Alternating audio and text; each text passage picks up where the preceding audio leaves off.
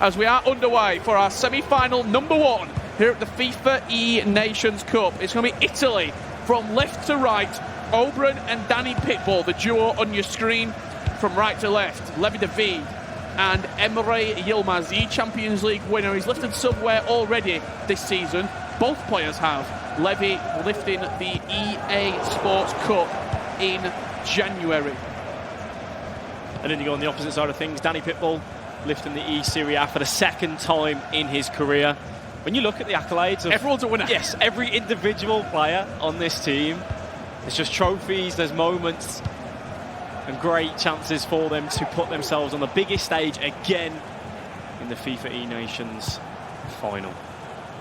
You see Ruud Gullit making that run into the middle of the pitch. When you're talking about achievements as well, something that's gone under the radar, Levi, he won the EA Sports Cup 2v2 tournament.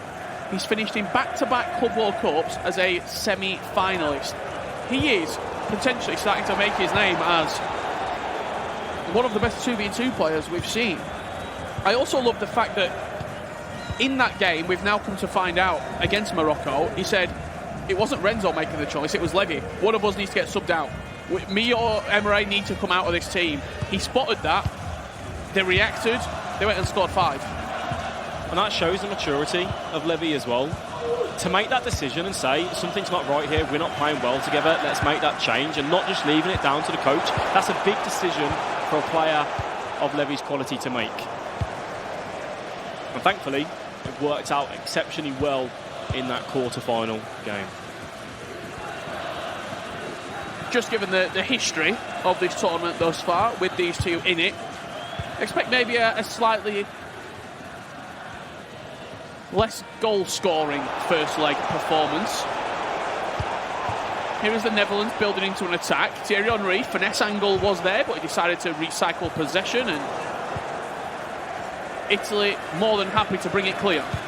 For Italy, if you want to try and stop this duo from Netherlands to getting into that 18-yard box and showing the class that they have, we know how mechanical Emre and Levi can be in those areas. They've got the turns, they've got the twist, they've got the skills to beat a man at any point if you allow them in there. It's about you being aggressive, it's you player switching, it's you manipulating and moving your defence in the way that you want them to situate. And that is something that Italy, in the group stage, yes, they struggled with ever so slightly over that one leg of FIFA. Knockouts, they've looked so much stronger defensively. Complete different animal. They've evolved. Evolved indeed. And we were talking about it so many times, saying that they prefer 2 legs of FIFA. They want to just get through to the knockouts. It's nice to say, C-Catch here before the game saying, yeah, we're better over 2 legs. We don't like 1 leg of FIFA. Group stages, house cap, knockouts, Jaguar. Italy are a force to be reckoned with when we get to the more traditional, as we say, FIFA esports rule set. The Netherlands more than happy to keep this ball pinged over to the left-hand side. Ousmane Dembele has been receiving it on the touchline, very similar to his opposite flank in Roussillon. Mbappe just trying to force the ball inside with that driven pass. Been a few mistakes in the opening 30 minutes. We talked about nerves and pressure. Good example of it being displayed right here. I really like what Netherlands are doing as well, though. Yes, they've given the ball away a few times as they're trying to force it in to that final third. They have been very patient in their build-up, and it's almost testing the mental resilience of Italy to say, how precise are you going to be with your player switches? Are you going to work across when we switch that ball from one side to the other? It can be draining at times, constantly not having the ball and making sure that you're accurate with it. Italy, though, looking to kind of fire their first way into an attack. The winner of this match plays Brazil or France in the grand final. For the accolades of the best FIFA nation on the planet, that's a lovely ball over the top. Great first touch, and he struck it early as well. Thibaut Courtois down to his left-hand side. The corner will be played. Italy trying to maintain an attacking presence. It's a lovely ball over the top. It was, and Italy have used that time and time again throughout this tournament. It's where they kind of fake that they want to look somewhere else. They send a player on the run through the middle, and then it's just looking for that over the top. A brilliant power shot, just backing the conviction in your strike, testing the goalkeeper, maybe trying to see if Netherlands go for any goalkeeper movement on one side of that goal. But going behind for a corner, and Italy building into the game. You just see that run there from Frenkie de Jong. Wasn't the most convincing pass. Over the top through balls seems to be the main way to get in behind and create chances at this current juncture. Offside trap from the Netherlands, but Italy savvy to it, not turning over possession and expect a switch of play. Right on cue, Thierry Henry picks it up. Give and go. Henry driving to the byline, nice ball, scoop turn. Recycling, one-touch passing from the Italians, but unable to really get Mbappe into his strides. Probably looking for a double step over exit. It's fantastic defending from the Netherlands. Moving across as a unit, giving up little space inside that 18-yard box. They're going to be happy now just to see this one through to half-time, look to generate that last attack and try and work a golden opportunity for themselves. That man, Vanja, he makes the run. But they say, no, get back in your position, don't go any further. You can't miss him. No. Takes up half the screen. 0-0 at half-time. In our first leg of FIFA, both coaches and third players more than happy to be involved. Hollywood not deciding to use the coaching tool. This doesn't... They always look like they're arguing, like the one comment away from starting a brawl. As we go ahead and take a look at the Italian chance that we saw in that first half of the first leg. You see the run. Nice and early. The Netherlands switch onto it. Van Dijk's there, but Socrates just takes it past. Again, I reiterate, it's a brilliant strike just to kind of take that confidence to say, I'm going to try and get this on target. When you're having your first opportunity, the last thing you want is to fluff your lines, put it wide, maybe red time the finish. Let's just ensure that we work the goalkeeper. We know Danny. Outside, lovely. In the game. In the game. Passionate. Different beast.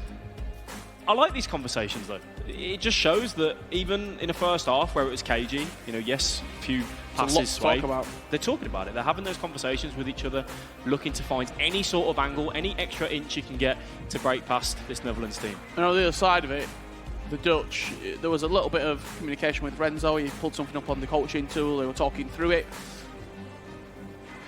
I mean, you're not going to see a change yet, but Manu Bashar probably sat there behind thinking.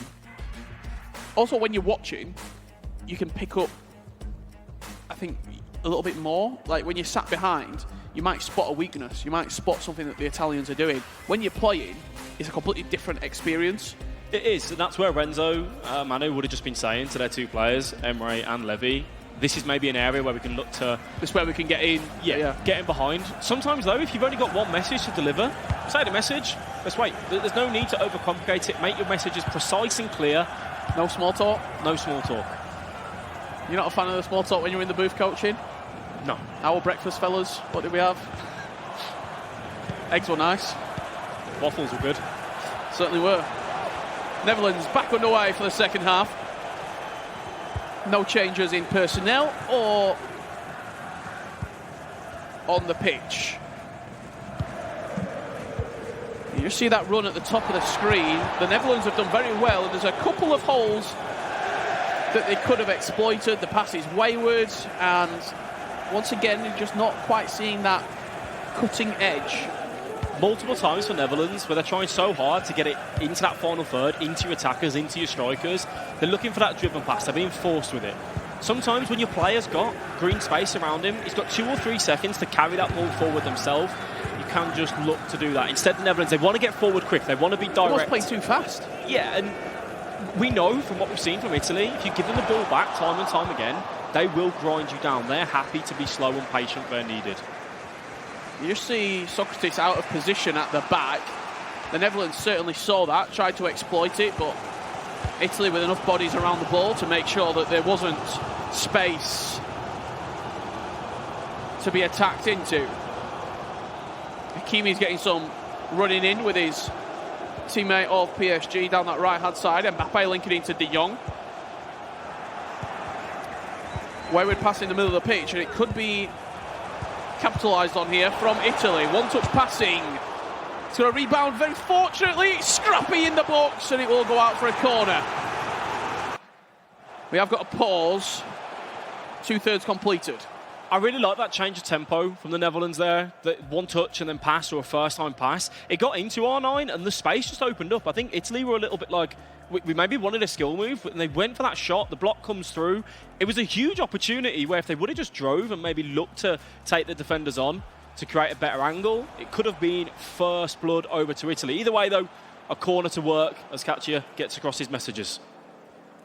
This to me looks like they've just used a quick PlayStation tool to go back, save the recent gameplay, and they're watching it back now.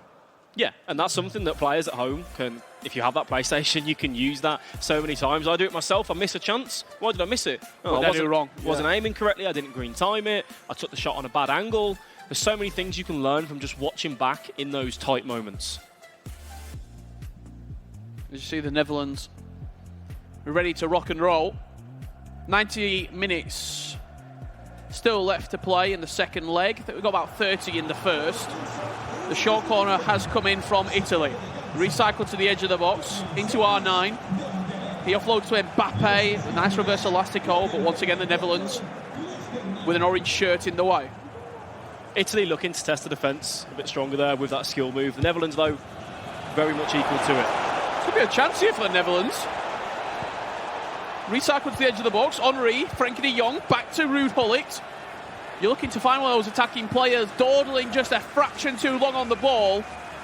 The Netherlands send maybe a little bit into panic stations. Italy give the ball away, and we go again with a wayward pass in the final third. Possession overturned, and we find ourselves back at Route 1. As Savic makes that run, that long throw. It's a giant one. He's going to win it. Socrates just about did enough. He's fighting for his life. He's climbing up the skyscraper that's Milinkovic Savic.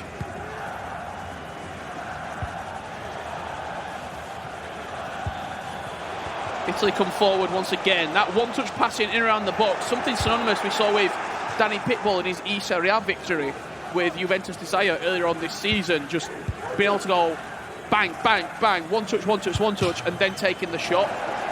Certainly see that's what they're wanting to achieve in the final third, and they're getting close, but can't quite create that final pass to open up the space for a strike at goal. Yeah, they'll look to keep working that as and where they can. Sometimes being slow, sometimes being direct and quick. It's a lovely pass. Unfortunately, it's going to run all the way through to Thibaut Courtois.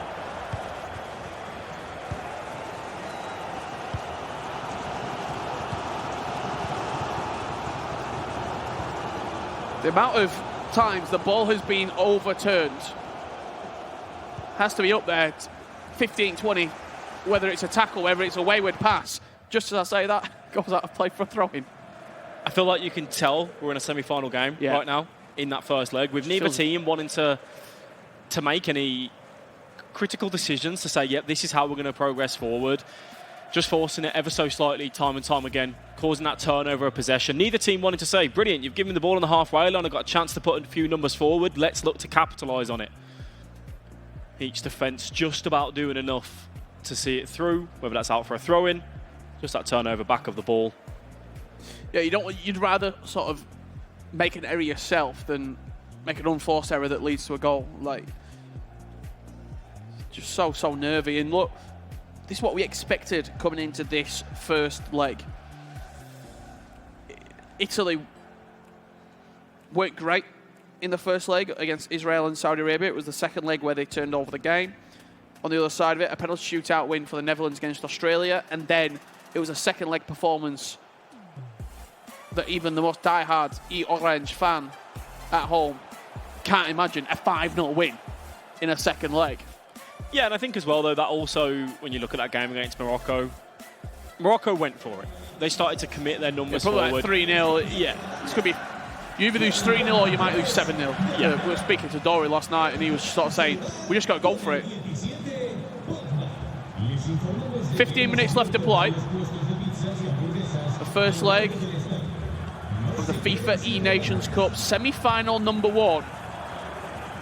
See a few fresh faces on the pitch. Hugo Lloris, centre mid. Musiala is on as well. Paul Pogba for Italy, deployed on this left-hand side. Klosterman looks fresh.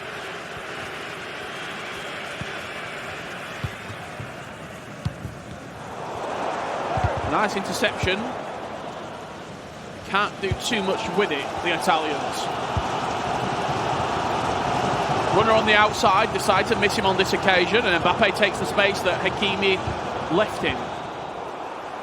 With Hakimi up the pitch, there could be an opportunity here for the Netherlands to, if they go fast, get in behind. They tried it. Yeah, I like that a little bit more intent to drive forward with that fullback and just push yourself up the pitch and gain some territory, looking for that cross. One thing that Italy's doing much better than the Netherlands right now is using these wing-backs in these positions. The Netherlands are looking to be too direct when they pick the ball up in the middle of the park, and Italy are reading it every time, causing themselves to just have that turnover time and time again. With 5 minutes left to play, there might have been a conversation about last attack. Not on this occasion. Paul Pogba, what does he have in the locker? I can answer the question. A lot. Not on this occasion, however. Frenkie de Jong is the one who turns over the ball, and with 3 minutes left to play, the Netherlands will play for one final chance in this first leg. We did say it's going to come alive in the second leg.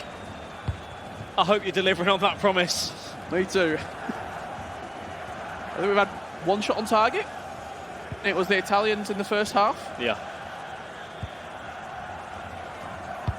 Which even still, it was unless goalkeeper movement comes through to take it away, it was a small chance.